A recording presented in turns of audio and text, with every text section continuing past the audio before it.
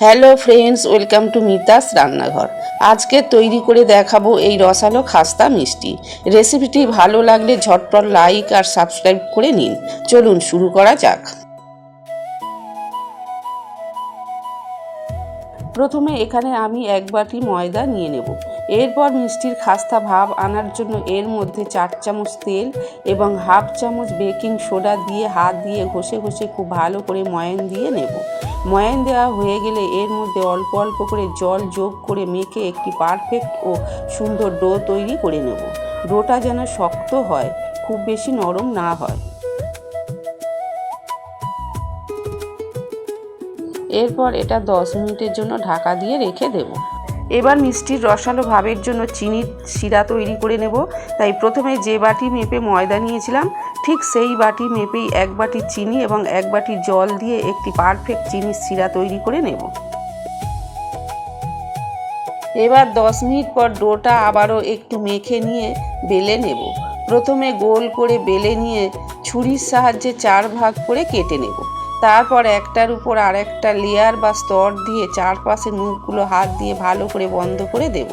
এই একই পদ্ধতিতে আরও বেলে নিয়ে আরও 3-4 বার লেয়ার তৈরি করে নেব। এতেই কিন্তু মিষ্টির ভেতরে দারুণ খাস্তা ভাঁজ তৈরি হবে।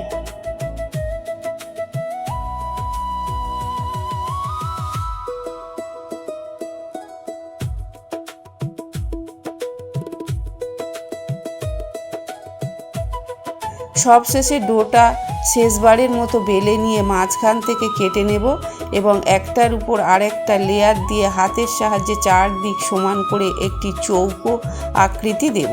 এবার একটি ছুরির সাহায্যে পছন্দ মতো ছোট ছোট পিস করে কেটে নিলেই মিষ্টিগুলো ভাজার জন্য একদম রেডি।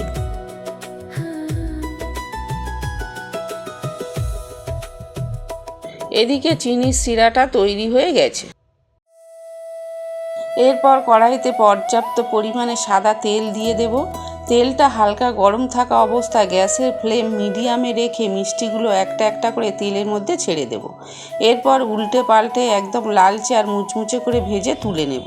ঠিক একই পদ্ধতিতে বাকি মিষ্টিগুলো ভেজে নিতে হবে।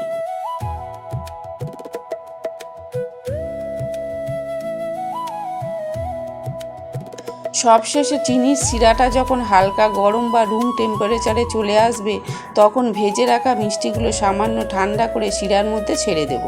এভাবে 1 ঘন্টা শিরার মধ্যে ভিজিয়ে রাখলেই তৈরি হয়ে যাবে আমাদের একদম পারফেক্ট জিভে জল আনা রসালো খাস্তা মিষ্টি।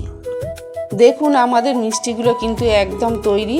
আমি একটা মিষ্টি আপনাদের কেটে দেখাচ্ছি, ভেতরটা কতটা নরম আর রসালো হয়েছে তা আপনারা দেখেই নিশ্চয়ই বুঝতে পারছেন। মুখে দিলেই একদম মিলিয়ে যাবে। রেসিপিটা ভালো লাগলে লাইক ও সাবস্ক্রাইব করে পাশে থাকবেন। ভালো থাকবেন, সুস্থ থাকবেন। ধন্যবাদ।